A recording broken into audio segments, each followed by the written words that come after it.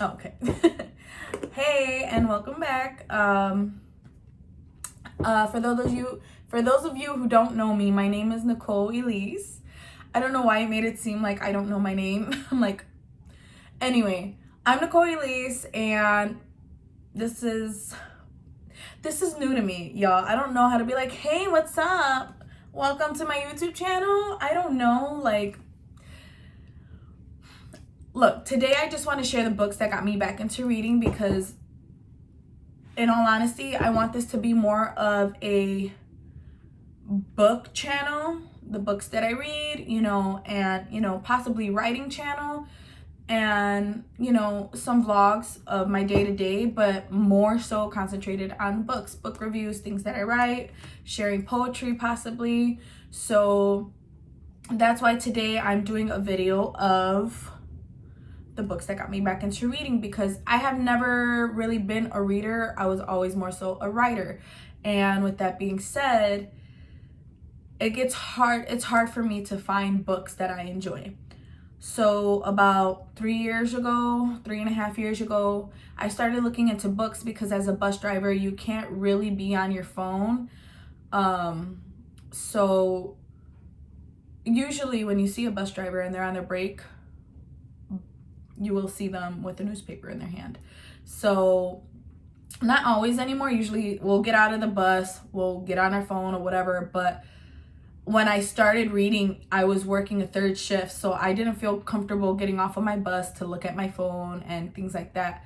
So I started going, I went to the store. I don't remember if I went to Barnes & Noble or if I went to Target, and I found a book, and it was Barnes & Noble. It was Barnes & Noble, and it's so funny. I'll explain that more later. So yeah, I started getting into reading little by little, and then whatever, let's just get into it. Yeah, so like I said, I've never really been a reader, but now I am, and I love it. I'm a fiction girl for sure. Fiction, mystery, thriller. I also love like mundane day-to-day books where it's just like not like day-to-day like in my life, but day-to-day in the person's life, and it's just like just going through life with somebody, and it's just like, wow, really? It sounds boring, but it's also like when it's done that way, you just really get so much more from a character when there's not really any full plot or what's the word? It's not tension. It's something. You go up, up, up, up, up, up, up, up, up, and then anyway. It's bothering me that I can't think about the word climax. There's no real like climax to the situation.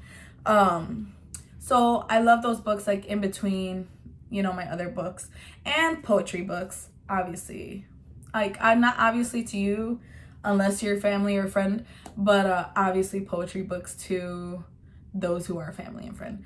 But yeah, so then one day I went to the store and I go get a book. It's a short story book, and the first one that I purchased for myself as a maybe, 3.5 years ago, 27 going on 28-year-old adult, was Her Body and Other Parties. I don't know. I read this and I was like, oh my gosh, she must have went through something, And my friend was like, that sounds a little freaky deaky leaky. And I was like, oh my gosh, I didn't think about it that way either. It's a little bit of both. It's a little bit of both. It's a short story book, which was perfect for me at the time because, like I said, I was reading it on breaks and stuff. So, and it was also perfect because I had just gotten back into reading. And when I say gotten back into reading, I only read when I was in high school, and I only read one author, and it was Ellen Hopkins.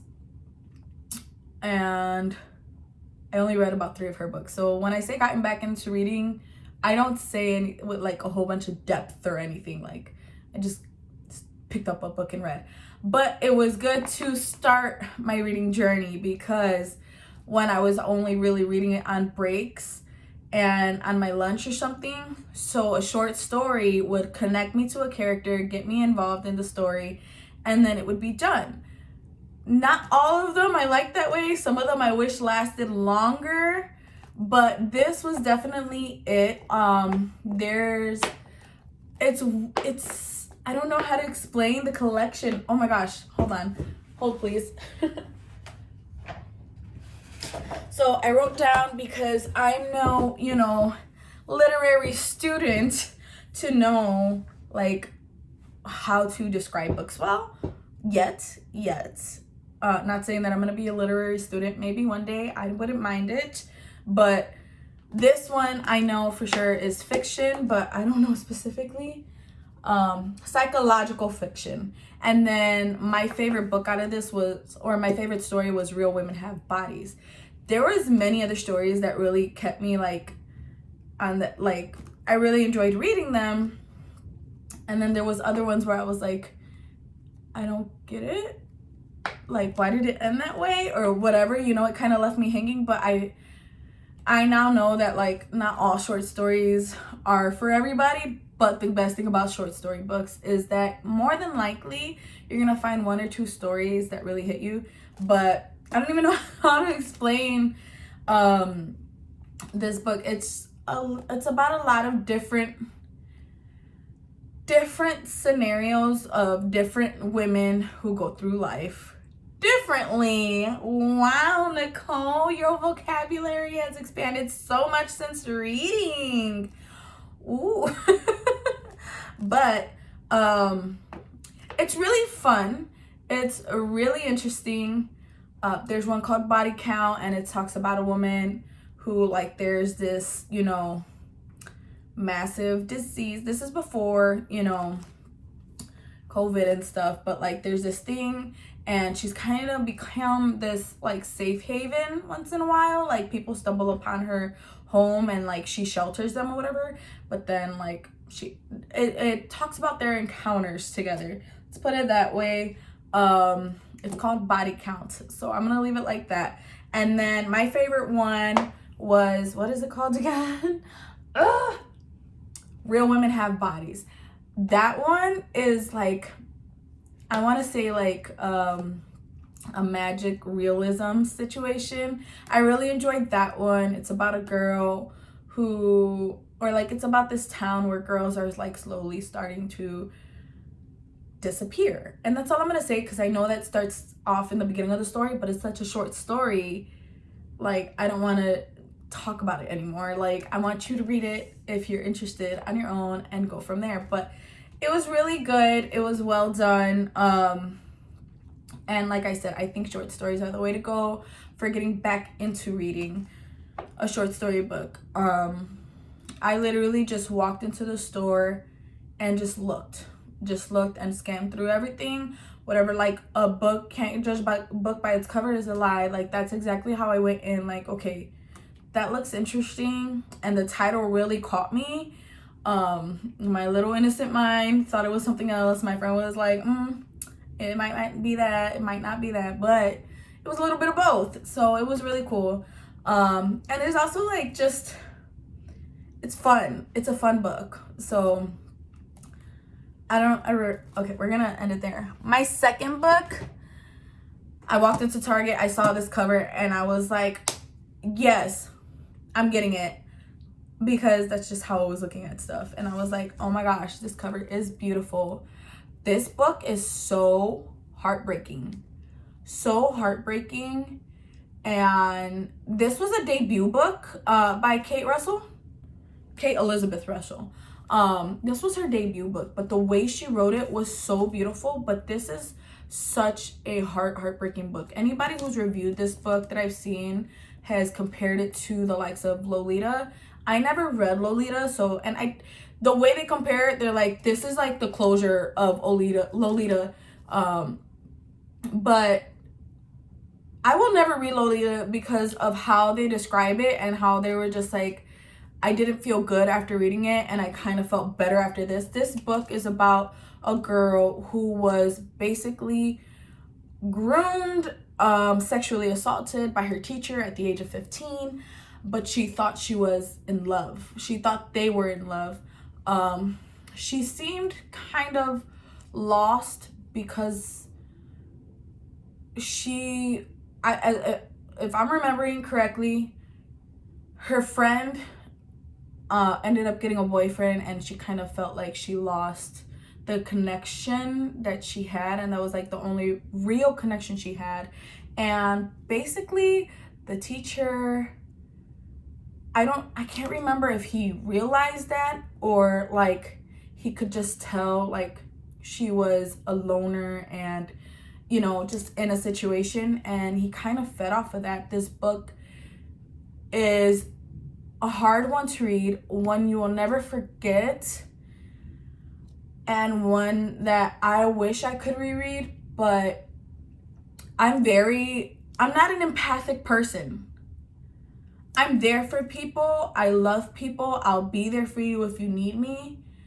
But if you tell me something that you're going through and I've never gone through and I can't relate to, I'm not like, I'm kind of just like, I don't know what to do, you know? But when it comes to books, I am completely and totally just transformed, and this one took a toll on me. It took a toll on me. It's a psychological fiction. All of my books that I'm presenting today are fiction books. It's a psychological fiction, and I really want to put this in there. It talks about grooming, pedophilia, and sexual assault, and also the mental effects that it takes on somebody and how it affected her from her childhood or her teenage years to her adult years, and how she wasn't really able to move in her life without this being a main factor. It was just really heartbreaking. But it talks about two time periods, when she was 15 and then as an adult, because he's finally on trial for being a pedophile, and she's struggling with seeing that it wasn't just her, you know, because she based her being on this relationship, to find out it wasn't really just her. But it's so much deeper than that, and you know, it doesn't drag on. It kind of gets to the point, but it's very impactful, but it's very, very, very triggering. I was not ready for what I walked into with this book, but at the same time, like, you could not tear me away from this book when I was reading it. I'll say that. But it brought up so much, just so much emotion, that it was so hard to shake off. It took me forever to shake this book off. So this book comes with a warning. It is not for the faint of heart. Do not grab this book if you are not ready. I'm leaving it at that. Even my best friend's like, oh, I was suggested My Dark Vanessa, and I still tell her, we're grown-ass women. We are grown-ass women. My best friend is older than me, and I tell her, I don't know if you're ready. I really don't know if you're ready. This book hits hard. It hits so hard. But the way she wrote, the way Kate Russell writes in this book, I haven't read another book from her. I'm kind of scared. I don't know if she's published another freaking book, but the way she writes kept me in this story like no freaking other. So it was an adventure for somebody who hasn't really read. And I'm telling you, I started reading it around 28. High school, when I was reading, I was 18, 17, 16. So it's different. It's definitely different. And then in between, the only thing I've read is self-help books here and there, like every 2 years or something. So this, okay, anyway, next. Oh, I haven't rated any of my books. This was before, like, I was introduced to BookTube and everything like that. And I don't know, for some reason, I don't feel like my ratings are valid because I'm not a scholar. But I think I might get to rating them in the future. So the next one is The Dutch House. I'm trying to remember if I read My Dark Vanessa first or The Dutch House first. I can't remember which one came first, but this is The Dutch House. I walked into Barnes & Noble with my mother. I saw this book. I saw the pages of this book. I don't even know how this is described, but I loved it. And the feeling of these pages of this book, baby, it's everything. This book is an experience all on its own, and it's so gorgeous. I love her. I love this book. Anyway, this book is that this, if I did read this after My Dark Vanessa, this was perfect. This was perfect. And if I didn't, I got hit in the gut with My Dark Vanessa after reading this. I can't remember which one came first, but this book is definitely the mundane day-to-day life. This is a story about a brother and a sister. It's narrated, or it's told through the brother's perspective of him and his sister's relationship and the things they went through in life. Their mother, in a sense, she abandoned them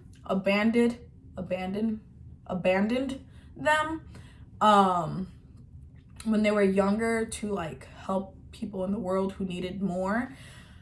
And it was always like a conflict for them to get through, but also their father remarried. And it was like, I don't know how to, it's been a while since I've read this book, and I've only read it once, but I kept it because I love this book. It's near and dear. I always think about them. The main characters are Danny and Maeve. This painting is actually of Maeve. But it's just them going through life from childhood, like basically losing their mother and then gaining a new mother, never really being too close to their father, and coping with all of that, It's a historical fiction book. What else is this what is this? Domestic fiction, historical fiction, and psychological fiction. But it's basically them, going through life, and I really need to read what I wrote down here. Oh, dealing with holding on to like resentment, anger towards their parents, towards their situation. They have a beautiful, beautiful home and everything, but it's just like they're two broken siblings that don't know how to move forward from the lack of, love from their mother, things like that. I really don't know how to explain it. What the hell? Let me see. Yes, okay, let's see. Exiled from their stepmother, from the house where they grew up, two wealthy siblings are thrown back into poverty, and the poverty their parents escaped from, and find that all they have to count on is each other. This is an unshakable bond that saves their lives, thwarts their future. It's really, really, really good. That's all I can say. Like, it's true. Like, basically the stepmother is an evil stepmother. She's an evil stepmother. She's the B word. Oh my gosh. After I read this book, I had to tell my fiance, baby, if you leave me, or if I die, or you end up with another woman, you better not trust her, because she ain't gonna love your kids the way I love your kids, okay? They're not gonna be taken care of the way I would take care of them, other than their mothers, obviously. But I'm saying, this book really was just like, you really did that to them kids, and you made them, I can say both of these books are kind of like a coming of age, definitely, in the sense of you went through some crap when you were a child. You went through something, and you were never taught how to cope.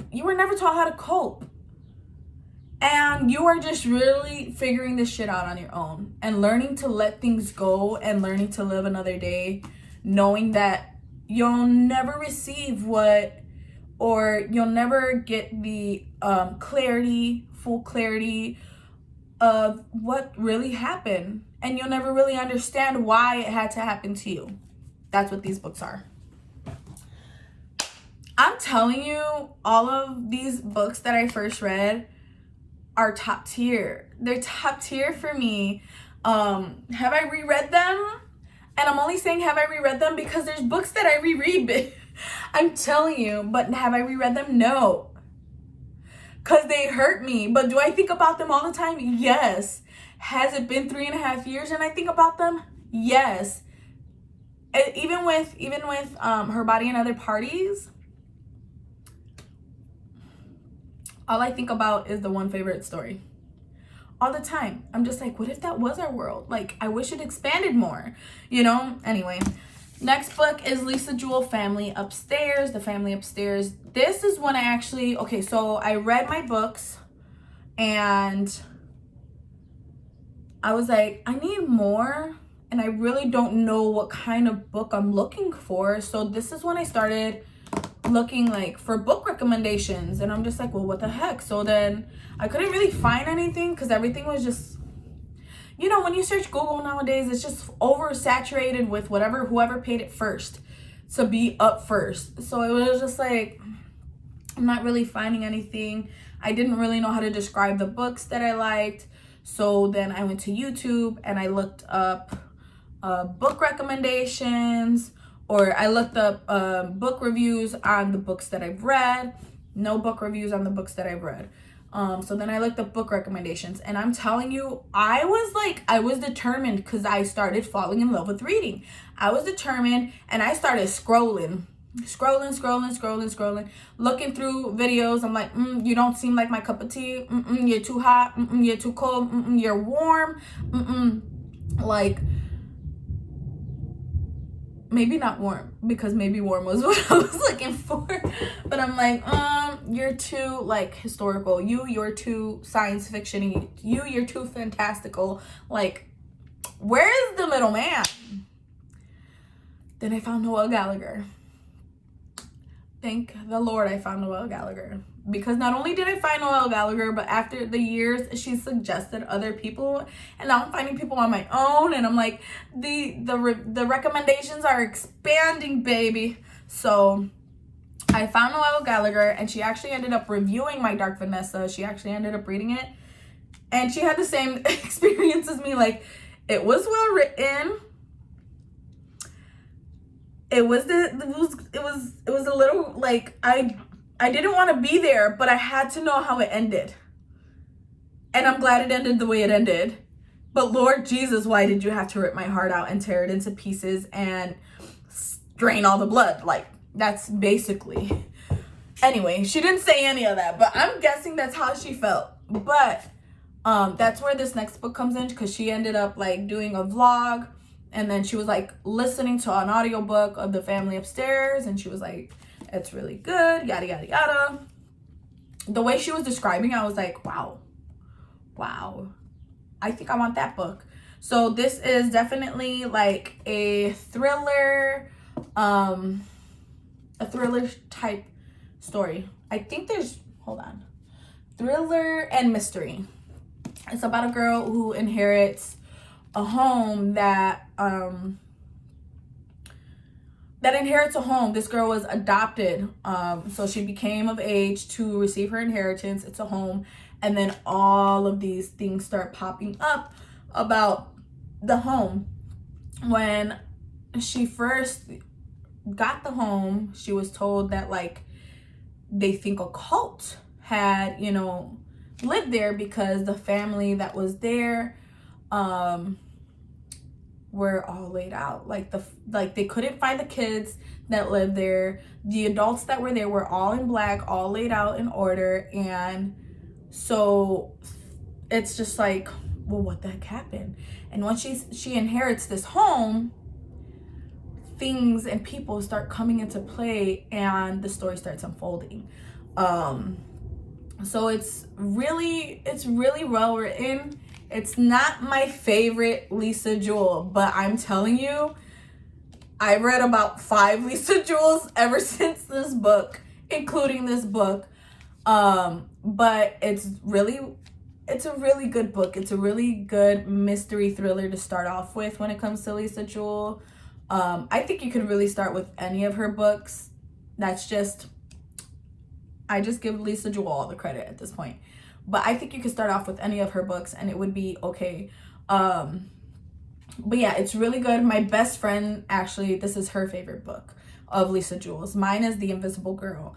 But she's actually coming out with a part 2 to The Family Upstairs that we're really excited for, because like the way she ended it, you want more. You want more. It's not my favorite book, but I love the story. It doesn't take away from the story. If I could like rate this book, it would be a 3.5, 4-star book.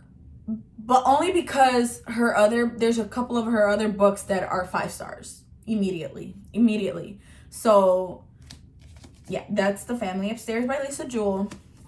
And then lastly, I have this book, which was not recommended by anybody. I just saw it in the store at Barnes & Noble, and I loved the cover, and I loved the title, Things in Jars. I was like, what are you? What things?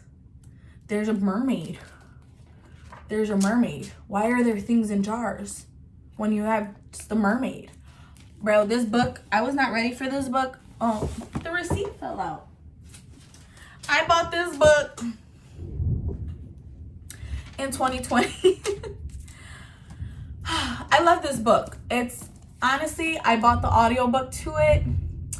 I started reading this book.